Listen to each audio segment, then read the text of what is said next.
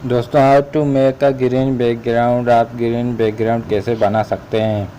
पहले तो आप एक ग्रीन पिक्चर बनाएं फोटोशॉप के अंदर, फिर इसे अपने वीडियो एडिटिंग सॉफ्टवेयर में डाल दें। आपके पास पिंक फाइल तो होगा, उस पिंक फाइल को लगा दीजिए और उसमें थोड़ा सा इफेक्ट दीजिए, क्योंकि उसको मूविंग करना है।